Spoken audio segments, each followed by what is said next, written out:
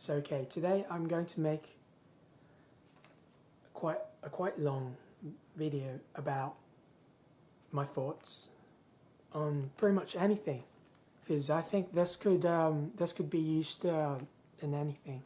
Or if you think what I'm about to say is correct, let me know, or give me a like or something if you think it's useful.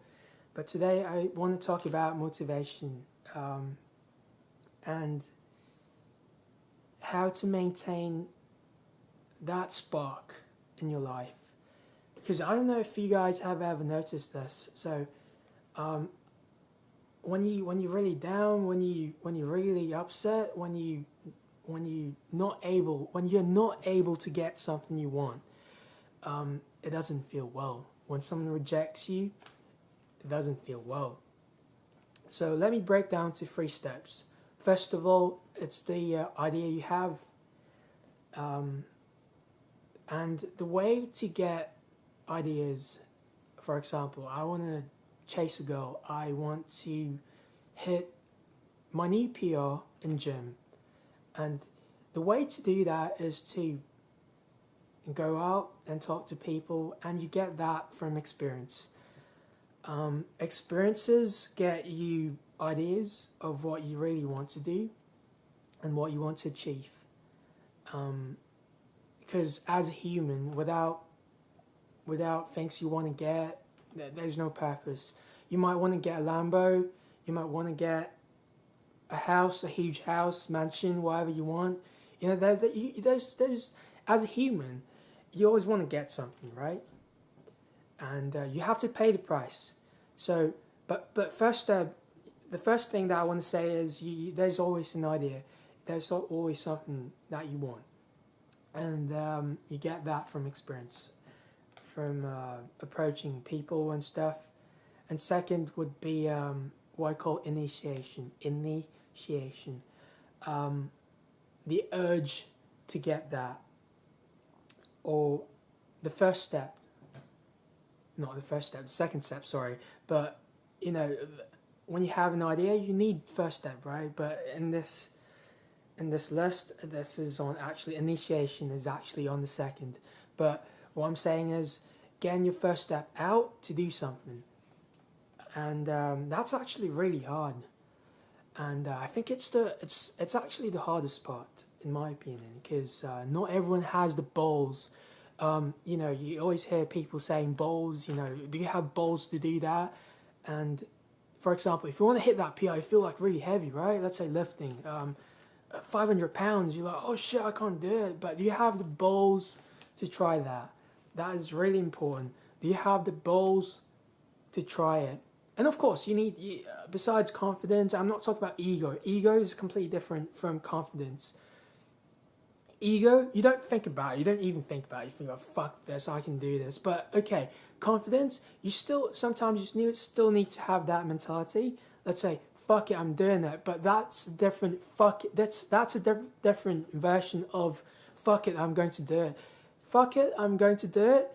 It's like, it's kind of slightly pushing yourself, pushing a limit, but it's not like above the roof. You know what I'm saying? So there's like a limitation. But through in fitness, there's a thing called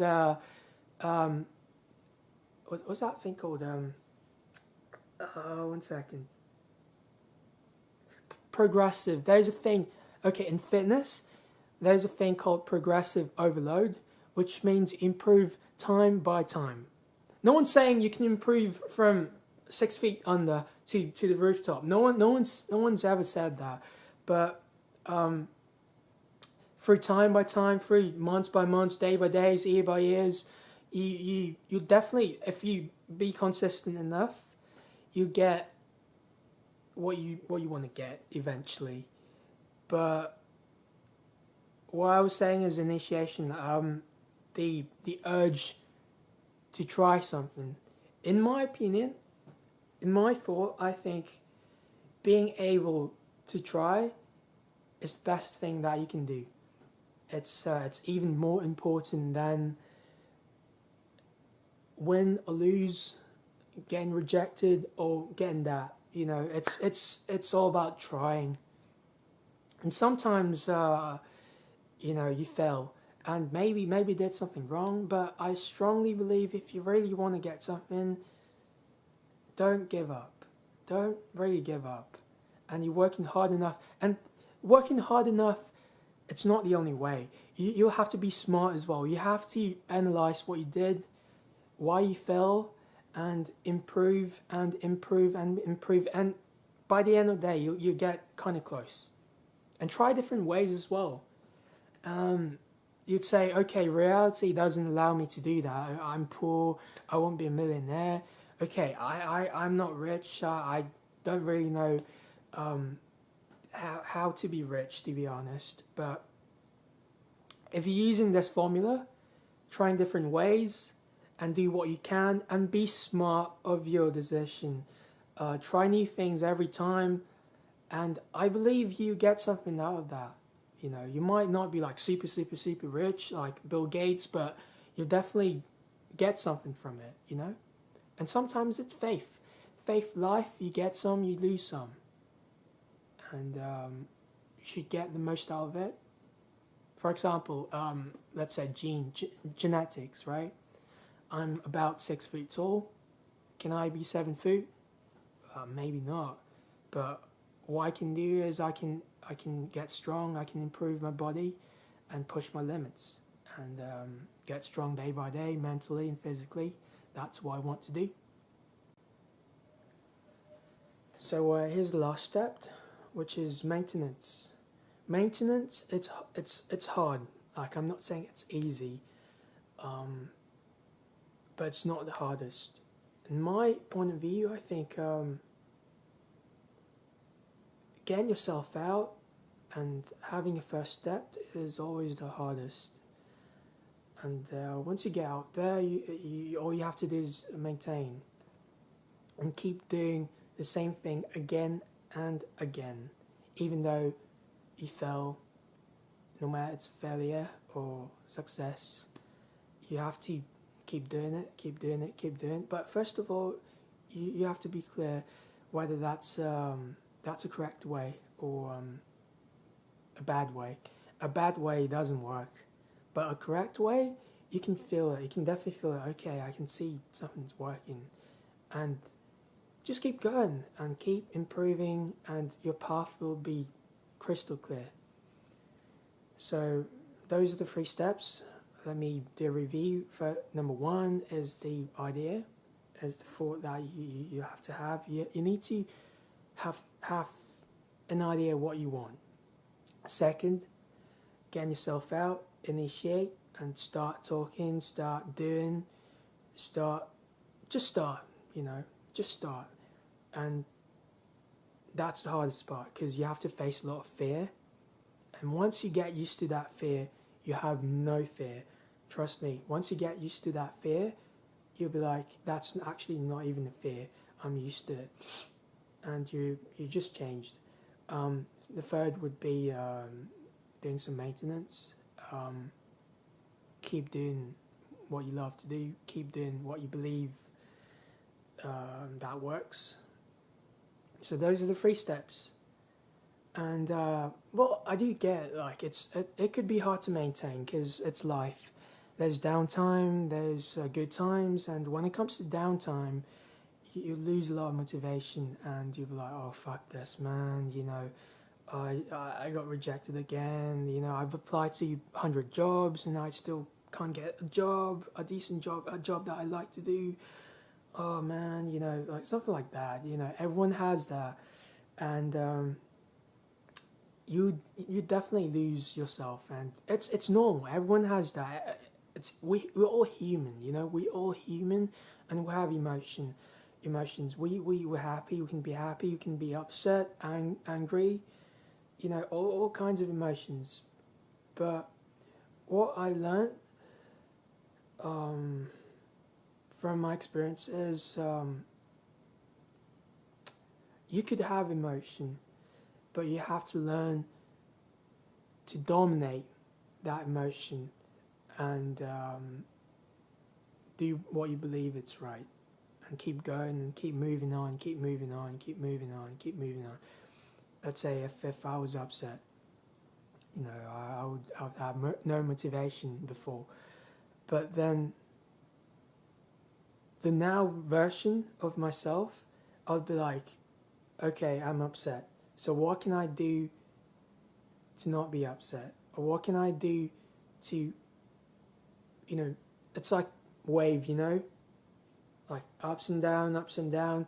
How can you be like this? You know, minimize the curve and be yourself. And what I realize is when the line's straight, okay, I'm not talking about death, but when the line's straight, you live in